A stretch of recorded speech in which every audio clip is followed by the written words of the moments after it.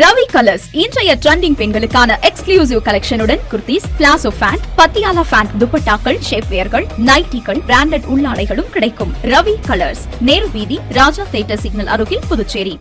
வணக்கம். முக்கிய செய்திகள். போலி மாத்திரை விவகாரத்தில் மருந்து கட்டுப்பாட்டு அதிகாரிகளுக்கு தொடர்பு உள்ளதாக சந்தேகம். சமன் அனுப்பி விசாரிக்க சிபிசிஐடி காவல்துறையினர் முடிவு.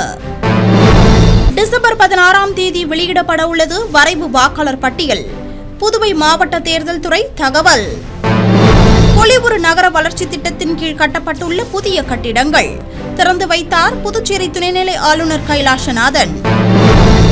மிரட்டல், ஈடி, ரவுடிசம் என அனைத்தையும் பார்த்துவிட்டோம். பல தடைகளை தாண்டி ஊழல் செய்பவர்களை எதிர்த்துதான் அரசியலில் இறங்கியுள்ளதாக லட்சிய ஜனநாயக கட்சி நிறுவனர் ஜோஸ் சார்லஸ் மார்டின் பேட்டி. இனி விரிவான செய்திகள். புதுவையில் சீல் வைக்கப்பட்ட தொழிற்சாலையில் மாத்திரை தயாரிக்கப்பட்ட சம்பவத்தில் மருந்து கட்டுப்பாட்டுத்துறை அதிகாரிகளுக்கு தொடர்பு உள்ளதா என்று சம்மன் அனுப்பி விசாரணை நடத்த சிபிசிஐடி காவல்துறையினர் முடிவு செய்துள்ளனர். புதுச்சேரியில் போலி மாத்திரைகள் விற்பனை செய்வதாக புகார் வந்ததை தொடர்ந்து சிபிசிஐடி காவல்துறை ஆய்வாளர் பாபுஜி வழக்கு பதிவு செய்து போலி மாத்திரை தொழிற்சாலை நடத்திய ராஜா, அவரின் உதவியாளர் விவேக், ராணா, மெய்யப்பன் மற்றும் உதவியாக இருந்த 9 பேர் என மொத்தம் 13 பேரை கைது செய்தார். மேலும் புதுவை மேட்டுப்பாளையம், திருப்புவனைப்பாளையத்தில் உள்ள போலி மாத்திரை தொழிற்சாலை மற்றும் பல்வேறு இடங்களில் இருந்த குடோன்களில் இருந்து பல கோடி ரூபாய் மதிப்புள்ள எந்திரங்கள், போலி மாத்திரைகள் பறிமுதல் செய்யப்பட்டன. இதேபோல் ரெட்டியார்பாளையம் ஜெயாநகரில் உள்ள ராஜா வீட்டில் காவல்துறையினர் சோதனை நடத்தி 2.5 கோடி ரூபாய் மதிப்புள்ள தங்கம், வைர நகைகளையும் பறிமுதல் செய்தனர். இந்த வழக்கு தொடர்பான விவரங்களை சிபிசிஐடி காவல்துறையினர் அமலாக்கத்துறை, வருமான வரித்துறைக்கு அனுப்பி வைத்துள்ளனர். அவர்களும் விசாரணையை தொடங்கியுள்ளனர். இதனிடையே சிபிசிஐடி காவல்துறையினர் தொடர் விசாரணை நடத்தியதில் பல்வேறு திடுக்கிடும் தகவல்கள் வெளியாகி வருகின்றன. திருப்புவனைப்பாளையத்தில் இயங்கிய போலி மாத்திரை தொழிற்சாலை மற்றும் சில குடோன்களுக்கு ஏற்கனவே கடந்த 2022ஆம் ஆண்டு சீல் வைக்கப்பட்டும் அதன் பின்னரும் அந்த தொழிற்சாலையை திறந்து 36 அறைகளில் போலி மாத்திரைகள் தயாரித்தது தெரியவந்துள்ளது. இதனை சுகாதாரத்துறையின் கீழ் செயல்படும் மருந்து கட்டுப்பாட்டுத்துறை கண்காணிக்க தவறியதாக கூறப்படும் நிலையில் இதனால் அவர்களுக்கும் இதில் தொடர்பு இருக்கலாம் என்ற சந்தேகம் எழுந்துள்ளது. இது தொடர்பாக சிபிசிஐடி காவல்துறையினர் மருந்து கட்டுப்பாட்டுத்துறையை சேர்ந்த 5 அதிகாரிகளுக்கு சம்மன் அனுப்பி விசாரணை நடத்த முடிவு செய்துள்ளனர். சம்மன் கிடைத்த 3 நாட்களுக்குள் சிபிசிஐடி அலுவலகத்தில் அவர்கள் ஆஜராக வேண்டும் என்றும், இல்லாவிட்டால் அவர்களை கைது செய்து விசாரிக்கவும் சிபிசிஐடி காவல்துறையினர் திட்டமிட்டுள்ளனர் என்று தகவல் வெளியாகியுள்ளது.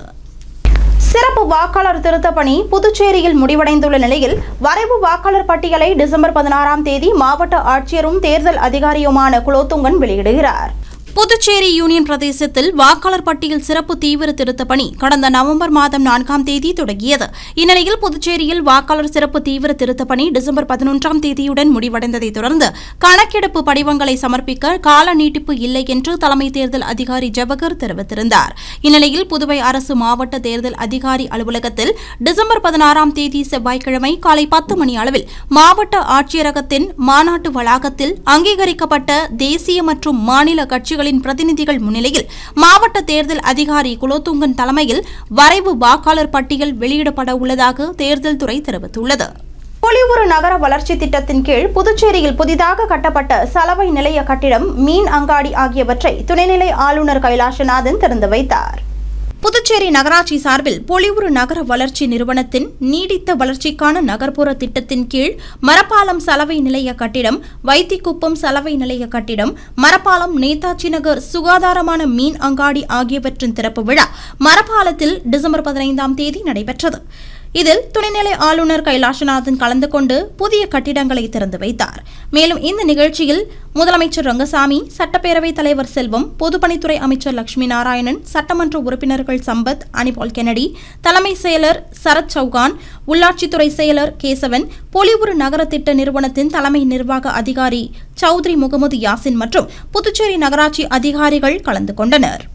மிரட்டல், கடத்தல், ஈடி, ரவுடிசம் உள்ளிட்ட அனைத்தையும் பார்த்துவிட்டு அதையெல்லாம் தாண்டி ஊழல் செய்பவர்களை எதிர்த்துதான் இன்று அரசியலில் இறங்கியுள்ளதாக லட்சிய ஜனநாயக கட்சி நிறுவனர் ஜோஸ் சார்லஸ் மார்டின் கூறியுள்ளார். புதுச்சேரியில் லட்சிய ஜனநாயக கட்சியை புதிதாக துவங்கியுள்ளார் தொழிலதிபர் ஜோஸ் சார்லஸ் மார்டின். இது தொடர்பாக செய்தியாளர்களிடம் பேசிய ஜோஸ் சார்லஸ் மார்டின், தற்பொழுதுதான் லட்சிய ஜனநாயக கட்சியை தொடங்கியுள்ளதாகவும் இதன் பிறகு கூட்டணி குறித்து பேசுவோம் என்றும் அப்படி இல்லை என்றாலும் 30 தொகுதிகளிலும் தனித்து நிற்போம் என கூறினார். மேலும் கட்சி தொடங்கும் போது இன்றைய அரசியல் கட்சிகள் தங்களுக்கு பல்வேறு தொல்லைகளை கொடுத்ததாகவும் அவற்றை தாண்டிதான் தாங்கள் இந்த கட்சி கொடி துவக்க விழாவை நடத்தியதாகவும் கூறிய அவர், இங்குள்ள அரசியல் ஒரு கேவலமான அரசியலாக உள்ளதாகவும் வெறுப்பு அரசியல் செய்யாமல் ஒருங்கிணைந்து செயல்பட வேண்டும், சுயநலத்துடன் செயல்படக்கூடாது என்று கூறினார். மேலும் பல நல்ல எண்ணத்தோடு மக்களுக்கு நல்லது செய்ய வேண்டும் என்ற நோக்கத்தில் பலர் கட்சி ஆரம்பித்தாலும் பிற்காலத்தில் வருமானம் இல்லாததாலும் பணம் தேவைக்காகவும் தவறான வழிகளில் செல்வதாகவும் அதற்கும் சிலர் தூண்டிவிடுவதாகவும் கூறியவர், இதனால் பணபலம் உள்ளவர்கள் வந்தால்தான் கட்சியை தொடங்கி தாம் நினைத்ததை செயல்படுத்த முடியும் என்றும் ஊழல் இல்லாமல் அரசியல் செய்தாலே பெரும்பாலான பிரச்சனைகள் முடிவுக்கு வந்துவிடும் என்றும் ஊழல் செய்பவர்களை எதிர்த்துதான் தான் அரசியலில் இறங்கியுள்ளேன் என்றும் தெரிவித்தார். மேலும் அரசியல் என்று வந்துவிட்டால் அனைத்து பிரச்சனைகளையும் எதிர்கொண்டுதான் ஆக வேண்டும் என்றவர், தாங்கள் ஏற்கனவே சிபிஐ, இடி, ரவுடிசம் என அனைத்தையும் பார்த்துவிட்டதாகவும் அதையெல்லாம் தாண்டிதான் தைரியமாக வந்துள்ளதாக தெரிவித்த அவர், விஜய் புதுச்சேரி பற்றி ஒரு புரிதல் இல்லாமல் பேசுகிறார் என்று கூறினார். இங்கு பாரதிய ஜனதா கட்சி கூட்டணி அரசு உள்ள நிலையில் ரங்கசாமியை பாராட்டியும் பாரதிய ஜனதா கட்சியை திட்டியும் பேசியுள்ளது அவருக்கு புரிதல் இல்லாததையே காட்டுவதாக அவர் விமர்சித்தார். மேலும் இங்கு ஆட்சியில் இருப்பவர்கள் எதிர்கால பார்வையில்லாமல் இருக்கின்றனர் என்றும் தாங்கள் அதை நோக்கி செல்வதாகவும் ஜோஸ் சார்லஸ் மார்டின் கூறினார். வணக்கம். இன்னைக்கு எல்ஜேகே லட்சிய ஜனநாயக கட்சிங்கிற கட்சி இன்னைக்கு லான்ச் பண்ணியிருக்கேன். இன்னைக்கு அது புதிய விதமா நம்ம தமிழர்களோட கப்பல் கட்டுமான திறமையை காட்டுற விதமாகவும், நம்ம முன்னோர்கள் கடல் சார்ந்து எவ்வளோ வணிகம், நேவல் பேஸு, இந்த மாதிரி கடல் சார்ந்து நம்ம நிறைய விஷயங்கள் செஞ்சுருக்கோம். ஸோ அதோட பிரதிபலமாகவும் இந்த மாதிரி ஃபிஷர்மென்ஸ்க்கு சப்போர்ட் பண்ணுங்கிற ஒரு விதத்தில் இந்த போட் மூலிமா நாங்கள் இந்த லான்ச் செஞ்சுருக்கோம். ஆமாங்க, இனி அடுத்தது எல்லாம் 30 தொகுதியில் எப்படி கண்டெஸ்ட் பண்ணுறது, அதுக்கோட கேண்டிடேட்ஸ் சூஸ் பண்ணுறது, இனி இப்போ அடுத்தது மக்களோட சந்திச்சு அவங்களோட குறைகள் எல்லாம் கேட்டு அந்த குறைகளுக்கெல்லாம் நாங்கள் தீர்வு காண்றதுக்கு ஒர்க் பண்ணிட்டு இருக்கோம்.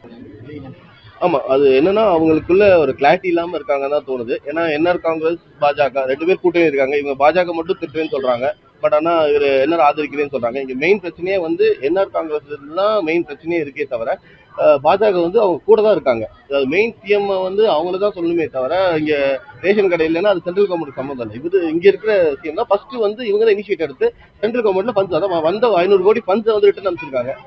இப்படி ஒரு திறமை இல்லாத அரசு இருக்கும்போது எப்படி நீங்க ஒரு லாஜிக்கே எனக்கு புரியல. அது மாதிரி காவல்துறை நல்லா வேலை செஞ்சேன்னு சொல்றாங்க. காவல்துறை பிஜேபி கீழே தான் இருக்காங்க. ஸோ அந்த ஒரு கிளாரிட்டி இன்னும் அவங்களுக்கு கொஞ்சம் புரிதல், புதுச்சேரி பத்தி புரிதல் இல்லைன்னு நினைக்கிறேன். அது நாங்கள் 30 தொகுதியுமே போட்டுட்டு தான் பிளான் பண்ணிருக்கோம். கூட்டணி பிளான் பண்றோம், நடந்தா நடக்கும், இல்லைன்னா தனித்து போட்டுடுவோம்.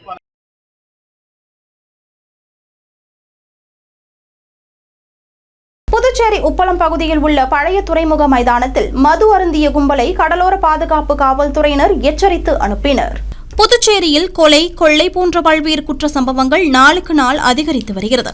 இதனை கட்டுக்குள் கொண்டுவர புதுவை காவல்துறையினர் பகல் மற்றும் இரவு நேர ரோந்து பணியில் ஈடுபடுவது வழக்கம். மேலும் கஞ்சா உள்ளிட்ட போதைப் பொருட்களை விற்பனை செய்பவர்களை பிடித்து சிறையில் அடைப்பது உள்ளிட்ட பல்வேறு நடவடிக்கைகளிலும் ஈடுபட்டு வருகின்றனர்.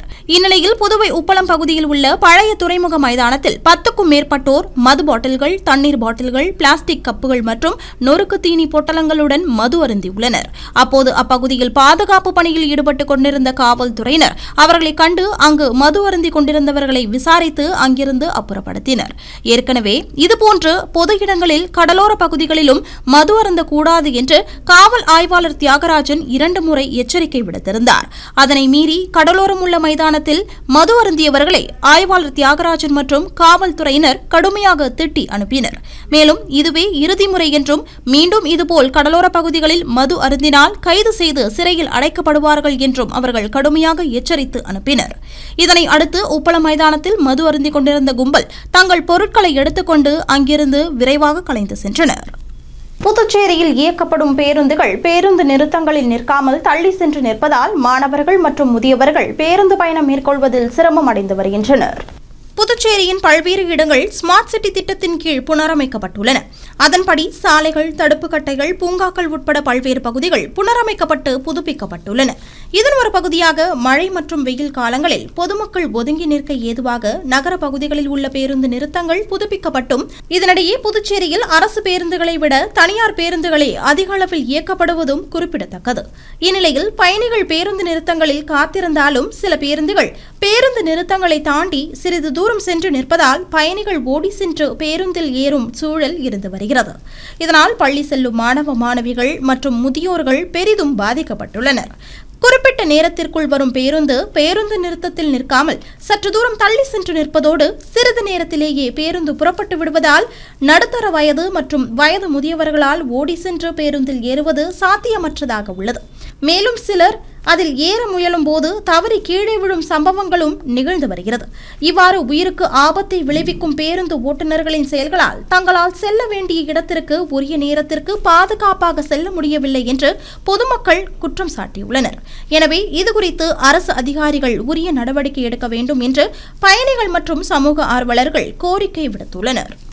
புதுச்சேரி அரசு துறை பணியாளர்களுக்கான துறை தேர்வு வருகிற டிசம்பர் 28ஆம் தேதி நடைபெறும் என புதுவை பணியாளர் மற்றும் நிர்வாக சீர்திருத்தத்துறை சார்பு செயலாளர் தெரிவித்துள்ளார்.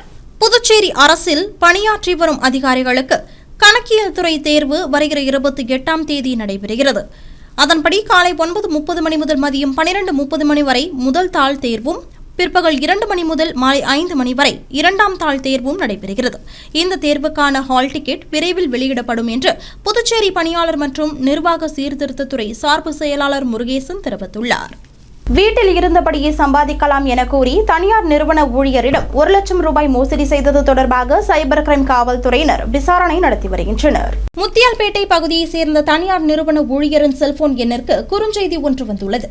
அதில் பகுதி நேர வேலை மூலம் வீட்டில் இருந்தபடியே அதிகம் சம்பாதிக்கலாம் என்று குறிப்பிடப்பட்டிருந்தது. அதற்கு அவர் சம்மதம் தெரிவிக்கவே எதிர்த்தரப்பினர் கேட்ட சில கேள்விகளுக்கு அவர் பதிலும் அளித்துள்ளார். இதன் மூலம் அவரது வங்கிக் கணக்கில் 150 ரூபாய் வரவு வைக்கப்பட்டுள்ளது.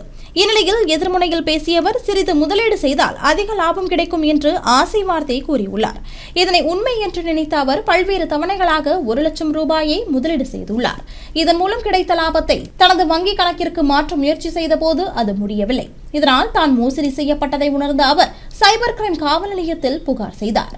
இதேபோல் புதுவை ரெட்டியார்பாளையத்தை சேர்ந்தவரிடம் வங்கி அதிகாரிகள் பேசுவது போல் பேசி 39,897 ரூபாயும், சண்முகபுரத்தை சேர்ந்தவரிடம் வேலை வாங்கி தருவதாக கூறி 41,390 ரூபாயும் மோசடி செய்யப்பட்டுள்ளது. இதன்படி டிசம்பர் 13ஆம் தேதி ஒரே நாளில் 3 பேரிடம் 1,81,287 ரூபாய் மோசடி செய்யப்பட்டுள்ளது குறிப்பிடத்தக்கது. மேலும் இதுகுறித்து சைபர் கிரைம் காவல்துறையினர் வழக்கு பதிவு செய்து விசாரணை நடத்தி வருகின்றனர். இனி வருவது புதுவையில் இன்றைய தங்கம் மற்றும் வெள்ளி விலை நிலவரம். இன்றைய தங்கம் வெள்ளி விலை விவரம். புதுவையில் இன்றைய தங்கம் வெள்ளி விலை விவரம் வழங்குபவர்கள் முத்து கோல்ட் ஹவுஸ், பாண்டிச்சேரி. தங்கம் 1 கிராம் 12,350 ரூபாய். இன்றைய தங்கம் வெள்ளி விலை விவரம். வெள்ளி 10 கிராம் 2,100 ரூபாய். இத்துடன் ஏஎம்என் செய்திகள் நிறைவடைந்தன. வணக்கம். புதுச்சேரி உங்கள் ஏஎம்என் டிவி செய்திகளை யூடியூபில் உடனுக்குடன் காண ஏஎம்என் டிவி பாண்டிச்சேரி சேனலை சப்ஸ்கிரைப் செய்யுங்கள். பெல் பட்டனை மறக்காமல் கிளிக் செய்யுங்கள்.